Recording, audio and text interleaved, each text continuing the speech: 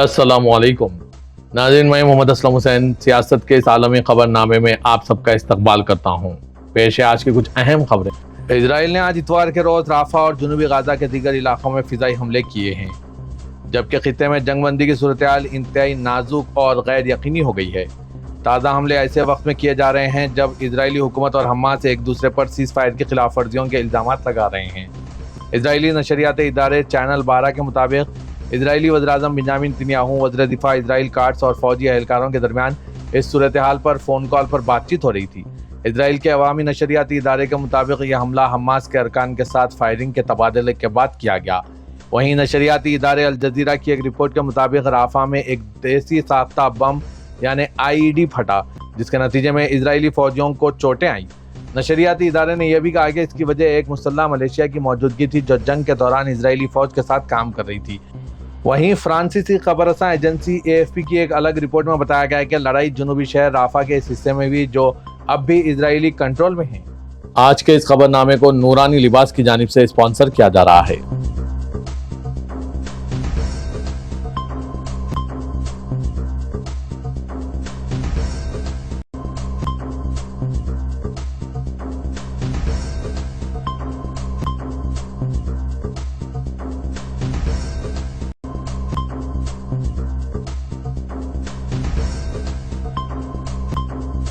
Hamas ने कहा है कि इजरायली वज़ीर-ए-आज़म बेंजामिन नेतन्याहू का राफा सरहदी चौकी को बंद रखने का फैसला जंगबंदी मुआहदे की खुली खिलाफवर्जी और सालिसों से किए गए वादों से इनहराफ है।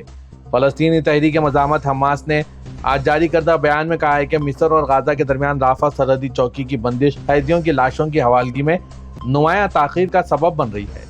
एक बयान में तहरीक ने कहा है कि गुज़रगाह की मुसलसिल बंदिश मलबे तले दबे अफराद की तलाश के लिए दरकार खुसूसी आलात, अदलिया की तिब्बी अमले और शिनाख्त के लिए ज़रूरी आलात के दाखिले में रुकावट बन रही है।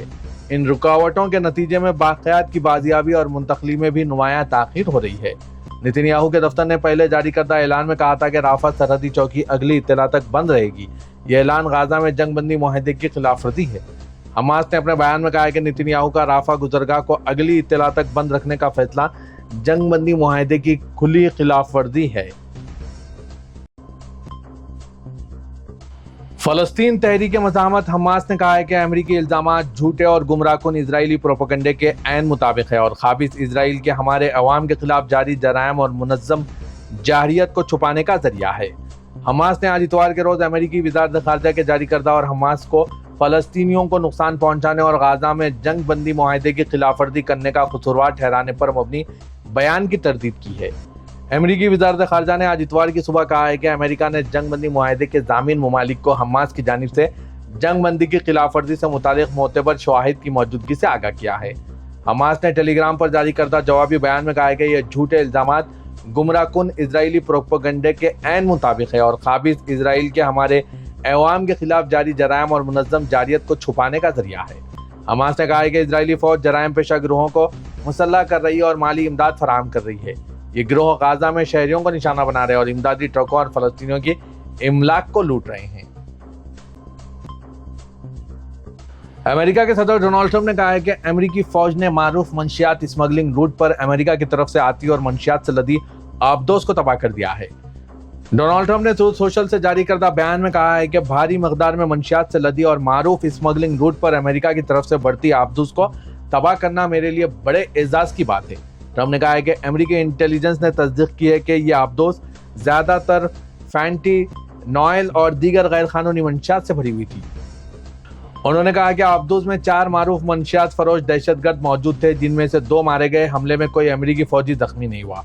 ट्रंप ने कहा कि अगर मैं इस आबदोज को साहिल पर आने देता तो कम से कम 25,000 अमेरिकी हलाक हो जाती। 2 जिंदा बच जाने वाले दहशतगर्दों को अदालती कार्रवाई के लिए इनके मुमालिक एक्वाडोर और कोलंबिया वापस भेजा जा रहा है।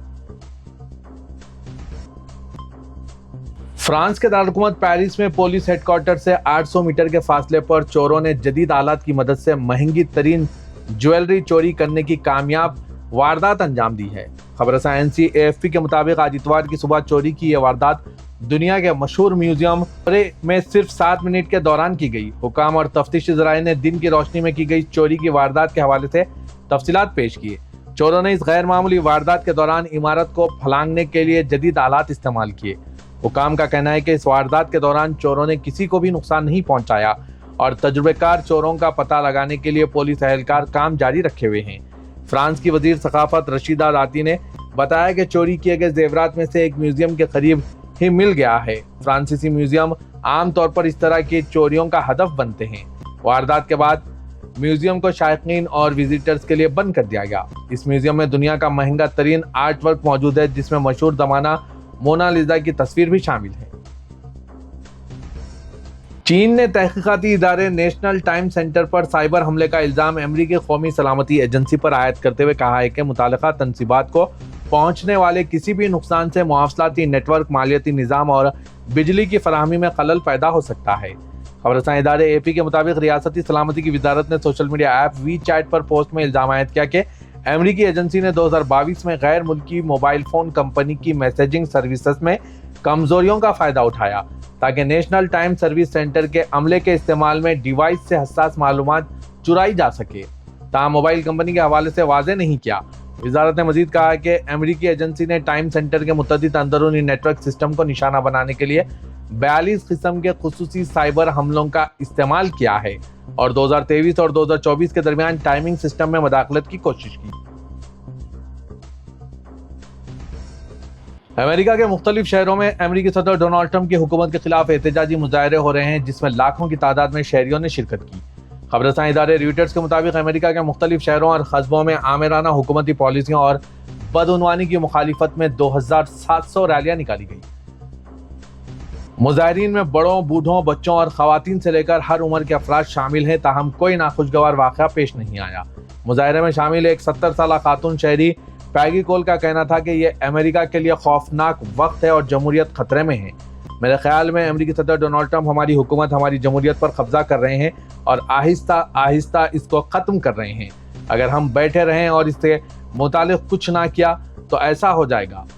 Washington DC, Boston, Philadelphia, Atlanta, Chicago और सिएटल समेत मुख्तलिफ शहरों में हो रही रैलियों में तकरीबन 70 लाख के करीब शहरियों ने शिरकत की, जबकि न्यूयॉर्क में 1 लाख से ज़्यादा अफराद सड़कों पर निकले। मुजाहिरीन ने जमहूरियत के हक़ में और ट्रंप इंतजामिया की पॉलिसियों बिलखुसूस इमिग्रेशन क़ानून के खिलाफ प्ले कार्ड्स उठा रखे थे। पुर्तगाल की पार्लियामेंट ने एक बिल की मंजूरी दी है, जिसके तहत अवामी मुकामात पर मजहबी या सनफी वजूहात की बिना पर चेहरा ढांपने पर पाबंदी आयद कर दी गई है। इस इक़दाम को कुछ मुसलमान ख़वातीन के चेहरे के नकाब को निशाना बनाने के तौर पर देखा जा रहा है। अमेरिकी खबरसां इदारे एसोसिएट प्रेस के मुताबिक ये बिल दाएं बाजू की इंतहा पसंद जमात चेगा ने पेश किया था, जिसके तहत बुर्का जो पूरे जिस्म को ढांपता है और नकाब जो सिर्फ आंखों के इर्द गिर्द जगह छोड़ता है, इसके अवामी मुकामात पर पहनने पर पाबंदी लगा दी गई है। ताहम इबादत गाहों, सिफारती दफातर और हवाई जहाज़ों में इनकी इजाज़त बरकरार रहेगी। बिल के तहत चेहरा ढांपने वाली ख्वातीन पर 200 यूरो से लेकर 4000 यूरो तक जुर्माना आयद किया जा सकता है। बिल को कानून बनने के लिए अभी सदर मार्सेलो रूबिलो डी सोसा की मंजूरी दरकार है, जो इसे वेटो कर सकते हैं या आईनी अदालत को भेज सकते हैं।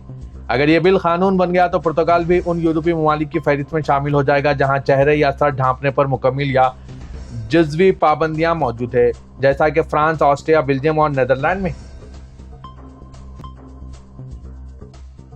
इजरायली वज़ीर-ए-आज़म बेंजामिन नेतन्याहू ने एक बार फिर खबरदार किया है कि हमास और गाजा की पट्टी में मौजूद दीगर तंजीमों के गैर मुसल्लह होने तक जंग खत्म नहीं होगी।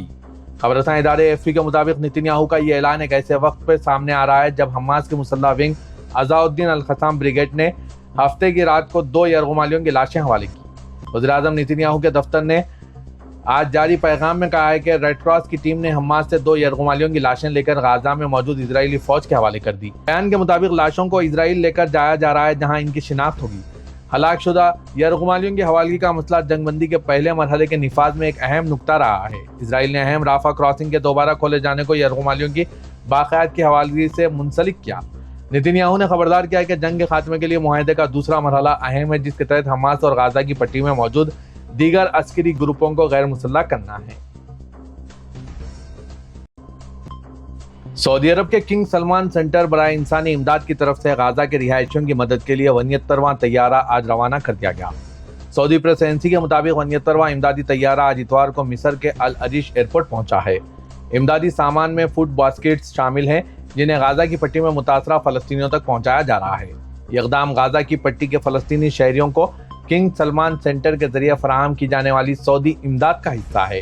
کنگ سلمان سینٹر غازہ کی پٹی میں ہزاروں فلسطینی خاندانوں میں فوڈ باسکٹس کی تقسیم کا سلسلہ جاری رکھے ہوئے ہیں۔ کنگ سلمان سینٹر دنیا کے 95 ملکوں میں امداد فراہم کرتے ہیں، جن میں فوڈ باسکٹس، میڈیکل کیئر اور اسکول سپلائز شامل ہیں۔ سعودی عرب کے قومی مرکز برائے ای لرننگ کے تحت کام کرنے والے قومی open educational resources plate form نے عالمی اوپن ایجوکیشن آرگنائزیشن کی جانب سے سال 2025 کے لیے اوپن ایجوکیشن ایکسیلنس ایوارڈ حاصل کر لیا ہے۔ سبق ویب سائٹ کے مطابق یہ ایوارڈ اوپن ایجوکیشنل ریسورسز میں اختراع کے زمرے میں دیا گیا، جو دنیا بھر میں علم کے فروغ اور تعلیم کو بااختیار بنانے کے نمایاں عالمی اعزازات میں شمار ہوتا ہے۔